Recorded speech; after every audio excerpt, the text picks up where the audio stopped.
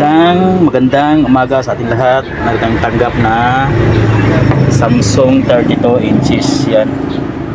Ang problema nito ay walang power. Buksan natin. Tanggalan ko na ito ng tornilyo pala. Yan. Yan.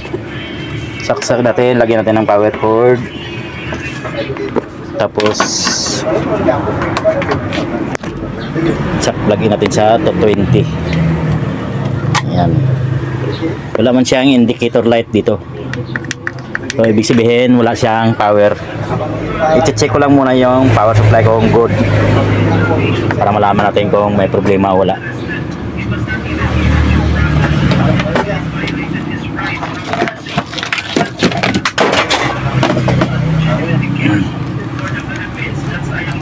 Kadalasan kasi nasisira dito minsan ay yung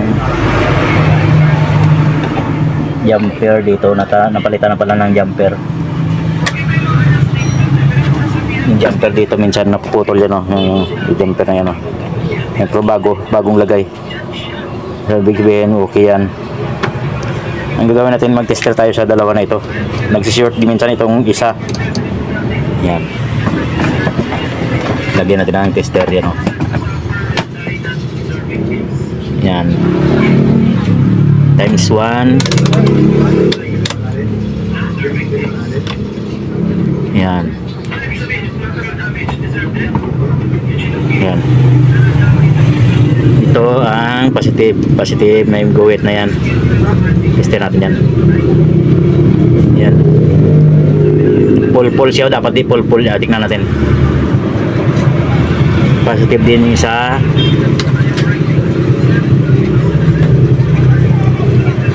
Yan. Hindi masyado magkunta kasi may kalawang yung natin. Tapos i-reverse natin yung pula naman dito sa may kabila. Yan. Yan, may reverse siya. So dapat wala ang reverse yan. Tanggalin natin yung power supply. Ibig sabihin may short na isang diode.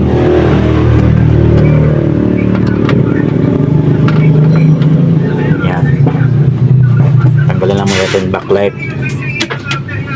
Ito mas screw dito.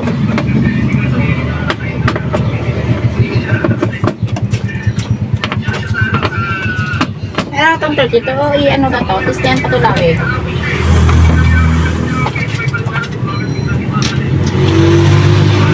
Tester lang natin muna yan, dalawa na yan. Ihang natin ng soldering iron.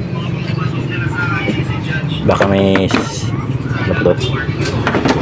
Yan.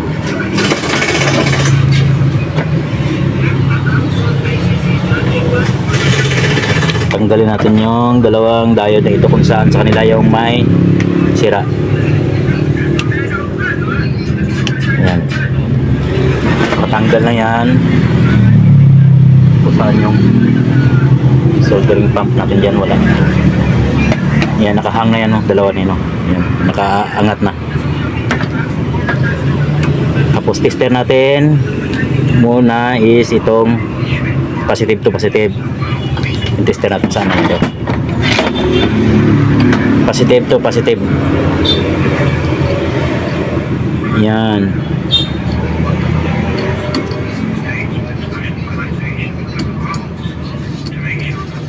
So makikita natin is mababa itong continuity ng isa. Ito yung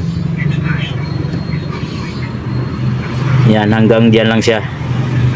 Tapos yung isa yan, sapul na sapul. Ibig sabihin ito siguro yung sira. Siya nga, itong isa reverse na wala, hindi pumapalo. Ibig sabihin is yung sira yung isa. Ito siya.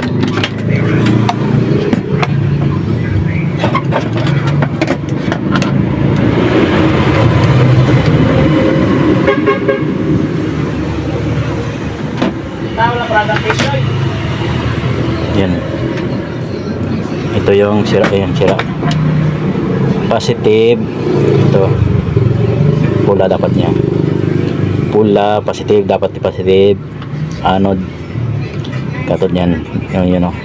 Dapat pagbaliktad niyan, hindi dapat magpalo yan. Nagpalo siya, ibig sabihin sira. hanap lang muna ako ng ganito dito sa mga pinaglumaan natin na Samsung din.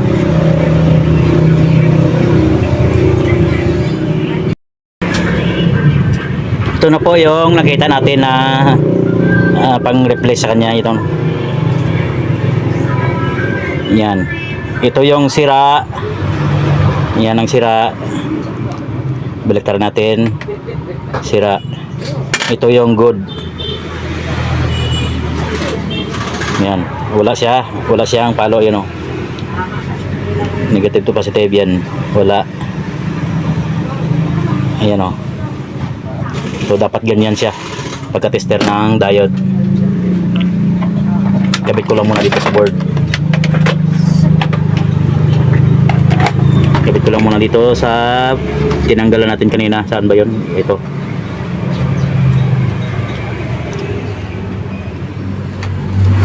Yan.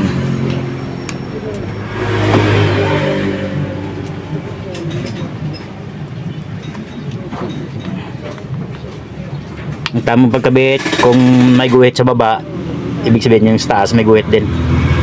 Tamang direksyon ba?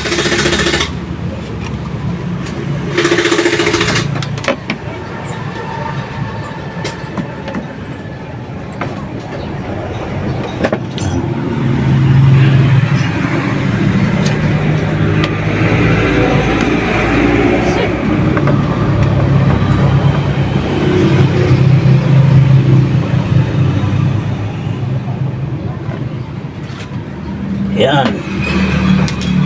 Basta natin. Tapos lagyan natin ng AC plug.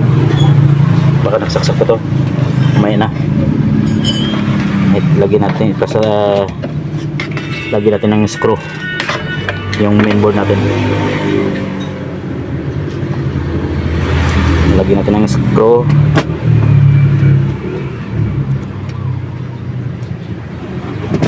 Yan.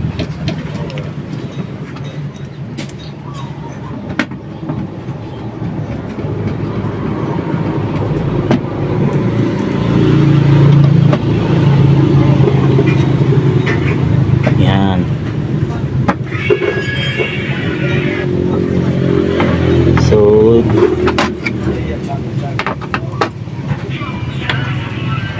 lagyan, ibalik natin yung backlight. Yan. Tapos lagyan natin ng source or 220 volts AC kung mag-o-on na siya. Yan, may tumunog na. May tumunog na at saka mayroon ng ilaw, you know.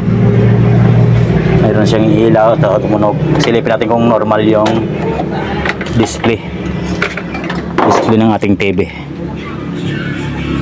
Yeah. Yan, normal naman yung display niya.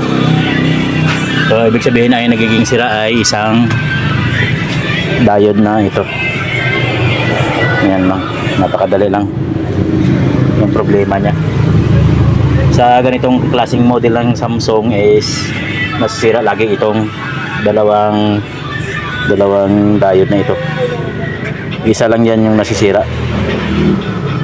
Yan.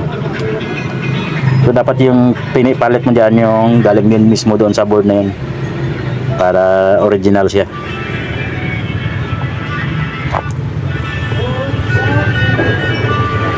Normal yung display. Sira ko lang muna to. Tapos pakita natin yung picture mamaya. Ito na po yung Samsung natin na TV. Normal naman yung picture niya, pero may problema sa backlight niya. Parang hindi naman halata siya masyado. Yan naman siya, may mga maliwanag, masyado maliwanag yun. Siguro tanggal yung diffuser sa loob. Pero okay naman yung picture. Yan. Maraming salamat po sa makapanood ng video na ito, lalo na po sa mga baguhan. Sana po may natutunan tayo kahit kunti. Maraming salamat po. Goodbye.